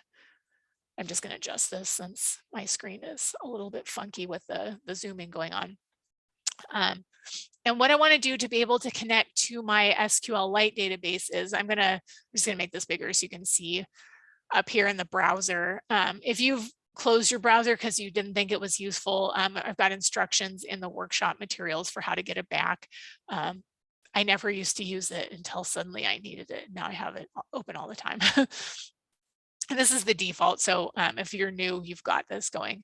What I want to do is find on my browser the section that says SpatiaLite, and the icon kind of looks like a little blue feather. So I'm going to click on that. I'm going to right click and I'm going to tell it I want to have a new connection. And what this is going to let me do is navigate to where I've saved my database that we've been working with, and I'm going to connect to it. So I'm going to put this in my D drive in my workshop data folder. So I'm just navigating to where I saved that sfbay.sqlite database. So I'm going to click on that. And once I found it, I'm going to click open. And it looks like nothing happened, which is okay. What I really want to look for is the little drop down menu here. There's a little triangle. If I click on that triangle, it's going to open up my list of databases. And I just have my sfbay database because that's the only one I've connected here. And again, a little tiny arrow drop down menu opens up my database and I can see all the things that I put in there. Some of it came with the database, like all of this like raster stuff, the ISO stuff that came with the database. I'm going to ignore that. But like my centroids, my flow lines, my rivers view, Remember, that's a view, that's not a table. All of that's in there. And if I want to view these things, for example, let's look at my rivers view, because this is a view, it's not a table. I can just double click on it. In theory, it should go into my canvas here. And of course, QGIS is like, you're running Zoom. I don't want to play. They both use my graphics card, so it can slow down. It's going to ask me what transformation I want to use. And the first one's fine for this. I'm just going to click OK. And so now it's showing me just the rivers that are in the Tamales Bay watershed. And remember, this is a view. This is not a table. This is a query that is sort of a permanent query. And I can see this in QGIS. And all of this is stylable. If I want to open up my layer styling panel, for example, I can style this. Like, why is it purple? It's rivers. Let's make it blue. That will make my brain happier. So we'll pick a blue color. I can't see a whole lot given my current zooming situation, but let's make this. That looks better because these are rivers. So I can style all this, and this is not a shapefile. This is coming from our database, but it behaves just like any other data set. And so I could also add, like if I wanted to add in my, let's see, flow lines. Could add in my centroids. I could add in all my flow lines, but there's a lot of those, so I probably don't want to do that. There's my watersheds. I want to add in my watersheds. Oops, those are on top. So I'm going to move those underneath in my table of contents. I can zoom to my layer and I can see that my flow lines from my, remember our view is just the Tamales watershed. So I only expect them to be in this one. So now we can confirm like, hey, they actually are just in the one polygon, which is super cool. And the screen is offending my senses. So I'm going to go ahead and let's just go ahead and make that white underneath. That makes me happier. Acid green is not pretty. So there we go. I can visualize the result of my query. I can see it here in spatial format. I can add in other layers. Like I can add in, like if I wanted to add in a layer from the web like OSM just to help me locate things, I can do that. Oh, I don't think I've loaded that on this profile, but anyway, you get the idea. I can add in all kinds of stuff. I can add in shape files that aren't in my database here to do my visualizing and make maps and things like that. So that's how we can view tables in QGIS. It connects really nicely to the database that we've created and also connects nicely to other databases. Like if I close this, you can see you have other database options like Postgres, other things that we talked about that work with spatial data you can connect to as well. So that's how you view these things in QGIS, and that's how you can get the visual component to connect to this database, which is largely not really a visual process. So for those of you who are very much visual folks like me, hopefully that makes you feel a little bit better that you can actually see that spatial data in spatial format. All right, so I'm going to motor on real quick to get to a little bit more spatial analysis that you can do with the database itself. So we're going to switch back to the SpatiaLite GUI. And then I want to run a query that's a little bit more complicated. In this case, what I want to do is find out let's see, what are we doing? So it says, let's find out which watershed is closest to the city of San Francisco. So what we're going to do is we're going to run a query for the distance from the city's center point to the centroid of each watershed. So I'm going to clear out this query and I'm going to paste in this other one. So I'm doing this select statement and I'm running st distance and then making a point. And so this make point function takes a latitude and longitude, and then also the projection you want to use. This may fail given that I haven't been able to connect to the project library, but we'll see. And then the other thing that st distance needs is the centroids that I wanted to connect to this point. So I basically have a point that I'm dropping with make point. So in our imaginary GIS in our head, I'm making a point at San Francisco city center, and then I'm sending out to each of the centroid points in my centroids layer and saying, how far away are you? And I'm going to put that in my table when I get it back. Oh, it did run. Apparently it just can't do projection changes. So this is good. So we can see that from each of our centroids, we have a distance to the city center. And, we could add columns to this to make this table more useful. But the point of this is showing you that you can do other things like spatial queries and distances and things like that. And you don't have to stick to what's in your database. If you want to drop in a point, you can do that. You can make your own point and do that. Let's see. Oh, here's where we're going to do some math. So what I'm going to do, I'm going to clear this guy out, and we're going to look at buffering, but also nesting of functions and some math. So we looked at this a little bit earlier with Alex's question about how do I convert between different units of measure, and we're kind of doing that here. So what we're doing is we're taking our geometry from our flow lines table. So from tells us which table. We are running ST buffer on our geometry column, and we're doing 1,000 meters. So we've got a kilometer here. So we're making a 1 kilometer buffer around our geometries of our flow lines. You can think of that as like making a big fat buffer around all of our rivers. And then I'm asking for the area of that, and I'm going to sum all of that up, and then I'm going to convert the units by dividing to make it into the units that I want. So I'm going to run this statement. It's going to take it a minute because I'm asking it to do a lot of things in sequence. So it starts in the middle, just, you know, like algebra, start in the middle and then work your way out. And then it will eventually give me the sum of the buffered area of our geometries. So it's still thinking about it, but eventually we'll get the kilometers, the summed kilometers of the buffered area of our lines. So this is probably the biggest query we're going to ask it to do. And look, it finished. So if you had to do this process in a GIS program, you'd have like several intermediate steps, right? You'd have to do the buffer, and then you'd have to go to the table and calculate the area, and then you'd have to ask it to sum everything up. And you might actually have brought that into a like Excel or some other table program to do the summing, or you might have fed it into R or something like that.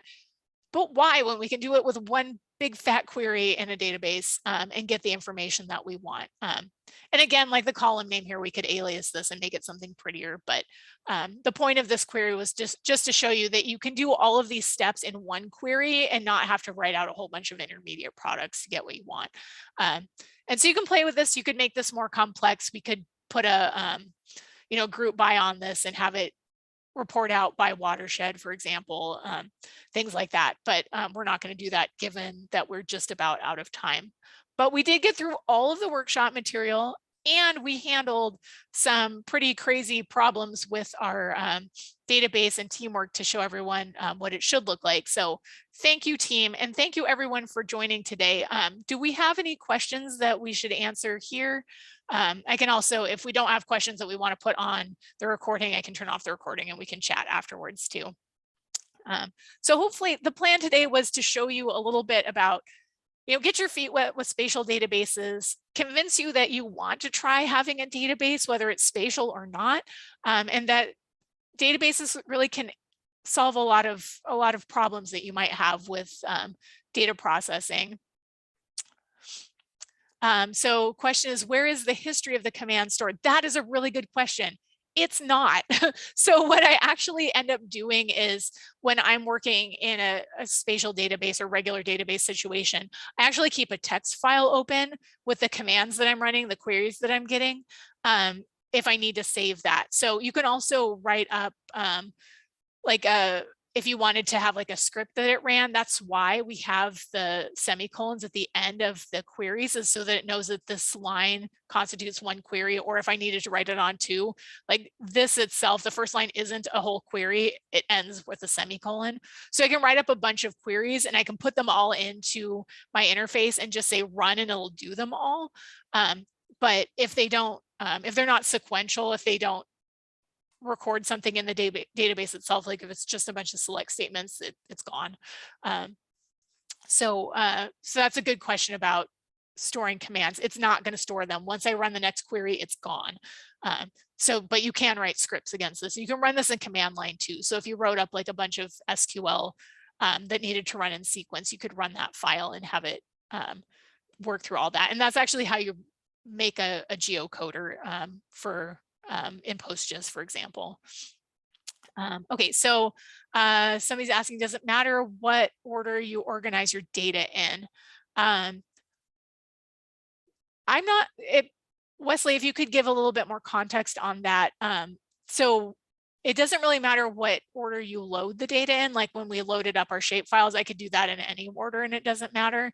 And then the database itself just organizes it in alphabetical order in terms of tables. So I don't think it really matters too much in that context. I hope that answers your question. If not, either ask verbally or put more questions in the chat. Okay, so as in the order of your columns in a spreadsheet imported in. Yeah, that's a good question. So it depends on, so I think the columns show up in the order that they are in the table itself. So like if you were to import a table or if you imported a shapefile, it pretty much stays in the order that it's in. And I don't think the order matters itself. If you wanted it in another order, you could always write a select statement that puts the columns in a different order. So if I had like my table I brought in had column A and column B, but I really wanted to visualize it as column B than column A, I could just do select column B, column A from table. And so, yeah, Alex says it only matters to the human. Yeah, so as a person, it matters to us maybe, but the computer doesn't really care. So it's sort of up to you. See, I've got other questions up here. Oh, and in terms of like writing a select statement, it doesn't matter. It just does it in the order that either you tell it to, or if you don't tell it in order, like if you use select star, it'll just put it in the order that it came in. So it doesn't care. It's just reporting back what you asked for. Oh, and Naomi mentions that you can see previous queries with like the back button, but they're not really stored anywhere. So this isn't really a place to like if you needed to see what you did, you can go back through and be like, oh, okay, yeah, that's the thing I wanted. But I wouldn't rely on that in terms of saving your queries. I honestly do keep a text file with the queries that I've been working on because that's a better way to rely on it, especially once you close this, it's gone. Once you close the program, it's not going to remember next time. Let's see, what else is in the chat?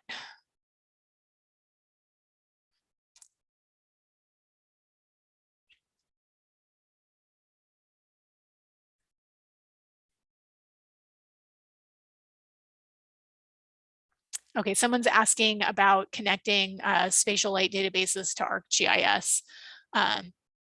Does anyone on the call have experience with that? I honestly don't work with the Esri products very often anymore because in Data Lab we're focused on open source tools, but has anyone connected as an SQLite database to ArcGIS? I'm sure it's possible. Alex says PostGIS is better supported. That's probably true. I do like PostGIS better in terms of working with it. SpatiaLite is nice for a lightweight database and it's a good learning tool.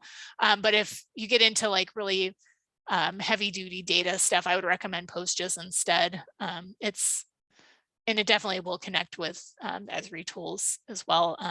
I would expect that SQL databases can too. I just haven't done it myself. Oh, and Alex mentions that SQLite is not the same as SpatiaLite. Yeah, that's a good question, a good point. They seem similarly named, and I've had discussions that are very confusing about this. So just keep an eye on that. The two things are different. All right, so I think it looks like we've gotten to most of the questions. I'm going to go ahead and stop the recording. But again, thank you to our folks working behind the scenes, Naomi, Alex, and Matt. This does not happen without a team. And this whole thing is brought to you by Maptime Davis Council. This is a group of folks working hard behind the scenes to make these things happen. And I know Mina's here who presented last week as well. So thank you to everyone who made this possible. I'll hang out for another few minutes if there's questions, but I'll go ahead and turn off the recording, or Alex can turn it off. He started it. And then we can chat more if you've got questions you didn't want on the